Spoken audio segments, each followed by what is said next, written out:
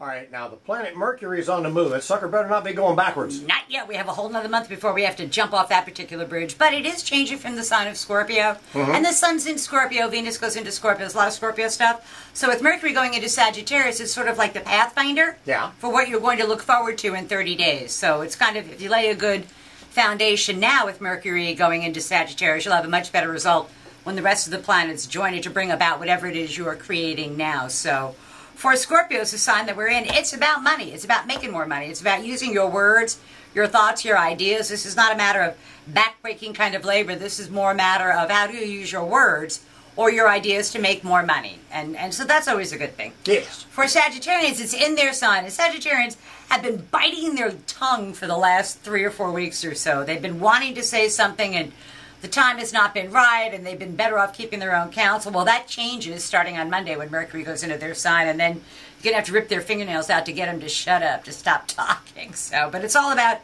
the Sagittarian just being so happy that they're free and an ability to go forward with things. For Capricorn, it's a good time to keep your mouth shut. It's a good time to observe things, what's going on.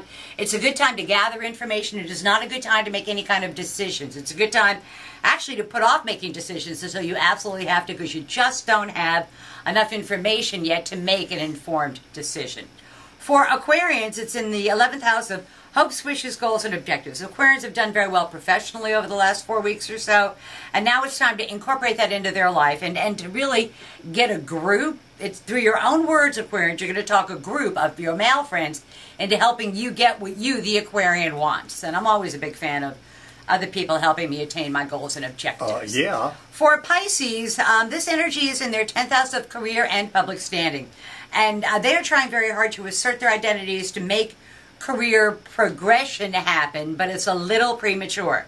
So they're kind of like laying a predicate, laying a foundation for why they should be promoted or why they should get more professional responsibility. It just doesn't happen until probably the better part of next month. So, but lay a solid foundation now, Pisces. For Aries, it's in the 9th house of the law, legal matters, educational matters.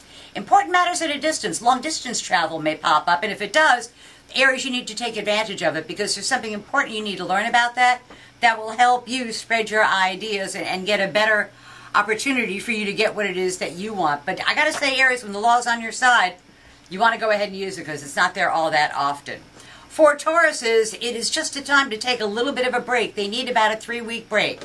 And it's not going to come at the easiest time of their life. And I talked last time about not burning the candle at both ends because then you run out of candle. And they're at that point right now. And they really need to kind of pace themselves a bit so they don't burn out to the point where there's no recovery from it. Gotcha. So if anybody says, can I help? Go, absolutely, and here's how.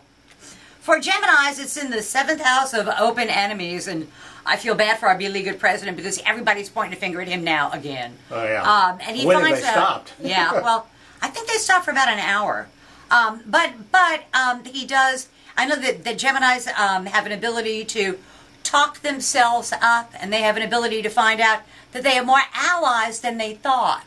And it's a good time to try and reach out to their allies to help them, back them up in whatever it is that Gemini is trying to do.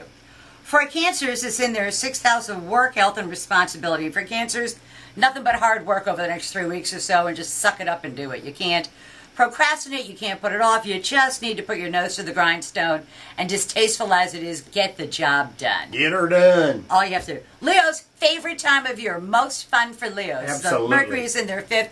They enjoy that. They're like little kids with big bones. And they enjoy the holidays. They enjoy the entertaining. Everything from Thanksgiving to Christmas is a good time for them. And it's a good time for them to be creative and to create new things that can actually turn into something that can be financially remunerative for them. So it's a matter of unleash your creativity and then follow it. See where it takes you to. It's something you've been working on probably since the August time span comes to be. Ho, ho, ho. Yeah, ho, ho, ho. I'm pretty sure I know what that is. Yeah. For Virgos, it's in their 4th house of home. They need to batten down the hatches. They need to solidify their home. There's a lot of times that you can go out and spread your energy out into the world. And for Virgos, the next 3 or 4 weeks or so, just nail things down at home.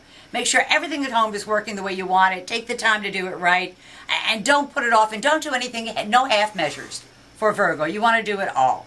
And then for Libra, the last sign we're going to talk about, it's in their 3rd house of day-to-day living and the pace of their day-to-day living picks up to where they're not going to have any time for lollygagging around. They've got places to go, people to see, things to do, short distance, short duration travel, and they get to learn something useful about the world. There may be some kind of class they can take. This is not like going back to college. This is more of a for their own edification kind of a deal. And if they needed to do a good bluff, this is the month to make it happen. So Woo-hoo! That's tomorrow's news today for the 12 signs of the zodiac with Mercury, the planet of communication, going into the sign of Sagittarius. Sounded like a lot of good news to me. We'll take it. You know, it's about time we could take it. Yeah, we'll see you next week. Always a pleasure.